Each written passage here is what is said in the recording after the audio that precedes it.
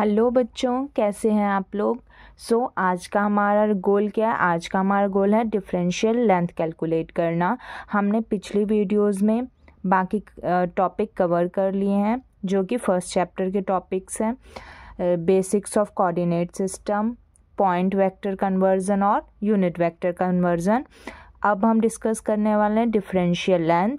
आगे आने वाली वीडियोज़ में हम differential area and differential volume के बारे में बात करेंगे और इसी के साथ हमारा फर्स्ट चैप्टर ख़त्म हो जाएगा। हम अपने फर्स्ट चैप्टर को कंप्लीट कर लेंगे, फिर हम नेक्स्ट चैप्टर की तरफ मूव करेंगे जो कि है वेक्टर कैलकुलस। ओके, उससे पहले आप चैनल को सब्सक्राइब कर दें और भी वीडियोस के लिए और भी टॉपिक्स के लिए एंड और भी सब्जेक्ट्स के लिए फॉर इलेक्ट्रॉनिक्स से रिलेटेड, और वीडियो को लाइक भी कर दें।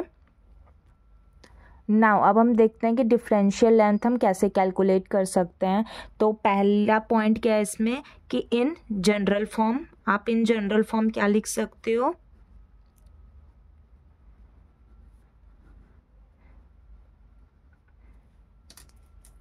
आप इन जनरल फॉर्म में लिख सकते हो dl is equals to h1 du au cap plus h2 dv av cap plus h3 aw dw aw cap.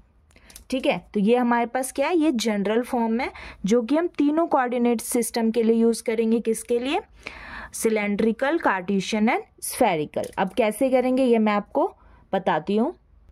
इसके लिए आपको सबसे पहले ये टेबल याद करनी पड़ेगी। इस टेबल को बनाना बहुत इजी है। आपको क्या करना है, u v w h1 h2 and h3 ये फर्स्ट रो में लिखेंगे, देन x y z रो phi z r theta phi.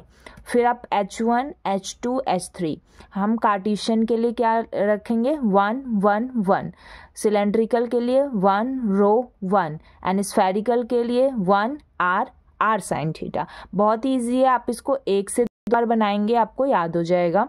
कुछ नहीं करना, हमें बस जो पैरामीटर्स होते हैं तीनों कोऑर्डिनेट सिस्टम के वो लिखने हैं। पहले कार्टेशियन के लिए x y z, देन सिलेंड्रिकल के लिए रो फाई z, देन स्फेरिकल के लिए r थीटा फाई। उसके बाद कुछ नहीं करना, आपको इनकी h1 h2 एंड h3 की वैल्यू रखनी है जो कार्टेशियन के लिए 1 1 1 होती है, सिलेंड्रिकल के लिए 1 रो 1 होती है और स्फेरिकल के लिए 1 r r साइन थीटा होती है। अब आपको क्या करना है, बस आपको डिफरेंशियल लेंथ को तीनों ही कोऑर्डिनेट सिस्टम में लिखना है। पहला हमारे पास क्या होगा, कार्टेशियन कोऑर्डिनेट सिस्टम। तो कार्टेशियन कोऑर्डिनेट सिस्टम में आप कैसे लिख सकते हो, dl। अब मुझे बताओ इसमें h1 की वैल्यू क्या है, h1 की वैल्यू है 1, तो यहाँ पे हम क्या लिखेंगे 1 इंटू, इसमें u क्या है, u x है तो du dx लिख सकते हैं आप u की जगह, एंड au की जगह आप क्या लिखेंगे ax कैप।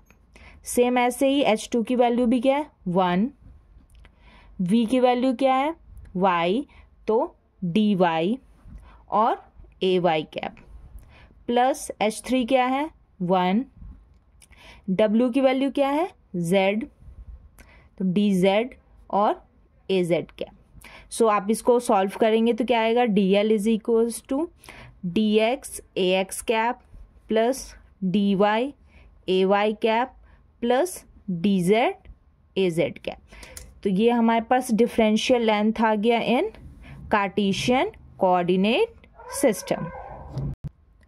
और यहाँ पे आपको बस एक बात और याद रखनी है कि जब हम dx ax कर रहे हैं तो इसमें y एंड z हमारे पास क्या रहेंगे, कांस्टेंट। जब हम dy ay करेंगे तो x और z क्या रहेंगे, कांस्टेंट। और जब हम dz az कर रहे हैं तो x एंड y क्या रहेगा, कांस्टेंट। बस आपको ये याद रखना है। बाकी अगर आपको जनरल फॉर्म याद है, आपको ये टेबल याद है, तो आप किसी भी कोऑर्डिनेट सिस्टम में इसको लिख सकते हो। देन हम सेकंड कोऑर्डिनेट सिस्टम देखेंगे, क्या, cylindrical coordinate system.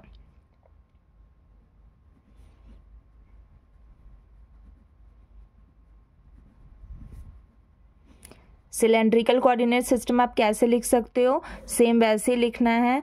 dl is equals to क्या हो जाएगा, बस आपको इसमें याद रखना है कि h1 की वैल्यू 1 है, ठीक है, u की वैल्यू क्या है, रो है, तो क्या हो जाएगा d rho a rho cap plus, अब आपको ये ध्यान रखना है कि इसमें h2 की वैल्यू क्या है, h2 की वैल्यू है रो इनटू v की वैल्यू क्या है, v की है फाई, तो d phi a phi cap, ठीक है, प्लस अब h3 की वैल्यू क्या है 1, w की वैल्यू क्या है z, dz az cap. Same इसमें भी हमें ये याद रखना है कि अगर ये d रो a रो हो रहा है तो इसमें फाई और z क्या रहेगा, कांस्टेंट, इसमें रो और z क्या रहेंगे, कांस्टेंट, और इसमें हमारे पास रो और फाई क्या रहेगा, कांस्टेंट। तो हम dl क्या लिख सकते हैं, d rho a rho cap जिसमें फाई और z क्या है, constant, plus rho d phi a phi cap जिसमें रो और z क्या है, constant, and dz az cap जिसमें रो एंड फाई क्या है हमारे पास, कांस्टेंट। तो हमने क्या फाइंड आउट कर लिया, हमने फाइंड आउट कर लिया डिफरेंशियल लेंथ इन सिलेंड्रिकल कोऑर्डिनेट सिस्टम। नाउ अब हम मूव करते हैं किसकी तरफ, अपने थर्ड कोऑर्डिनेट सिस्टम की तरफ, जो कि है spherical coordinate system.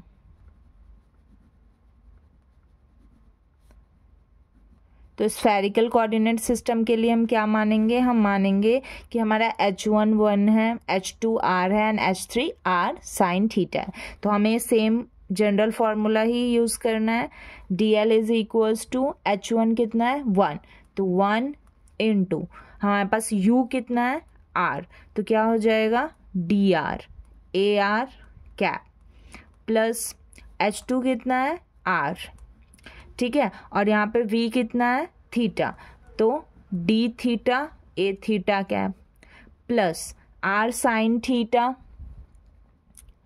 r sine theta के साथ हमारे पास w कितना है फाई, तो d phi a phi cap. Same as it is इसमें भी होगा, क्या होगा, जब dr ar हो रहा है तो इसमें थीटा और फाई क्या है, कांस्टेंट, इसमें r और फाई क्या है, कांस्टेंट, और इसमें r और थीटा क्या है, कांस्टेंट। तो dl is equals to dr ar cap theta and phi is constant plus r d theta a theta cap r और phi constant plus r sine theta d phi a phi cap r and theta constant.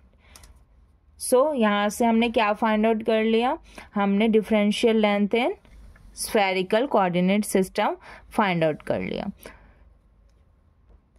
So I hope आपको तीनों ही differential length समझ में आ गया होगा। सो हम एक बार recap कर लेते हैं। इन जनरल फॉर्म में हमने क्या देखा, dl is equals to h1 du au cap plus h2 dv av cap plus h3 dw aw cap. हमने ये टेबल देखा, ये टेबल आपको याद करनी है जिसमें हमारे पास क्या है u v w हमारे पास डिफरेंट कोऑर्डिनेट सिस्टम के पैरामीटर्स हैं।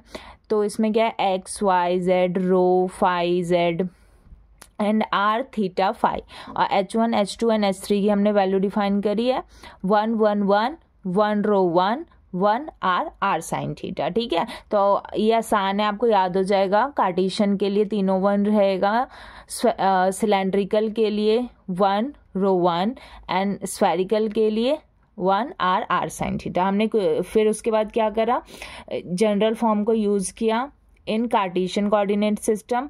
तो हमने यहाँ पे u v w h1 h2 की और h3 की वैल्यू को पुट किया, तो हमारे पास डिफरेंशियल लेंथ आ गया in Cartesian, in cylindrical, then in spherical coordinate system. So I hope आपको ये वीडियो समझ में आ गई होगी, डिफरेंशियल लेंथ समझ में आ गया होगा अच्छे तरीके से। सो हम आगे आने वाले वीडियोस में differential area and differential volume को भी कवर अप कर लेंगे एंड उसके बाद हम मूव करने वाले हैं अपने नेक्स्ट चैप्टर की तरफ। सो आप वीडियो को लाइक कर दें और चैनल को सब्सक्राइब कर लें। Thank you for watching the video.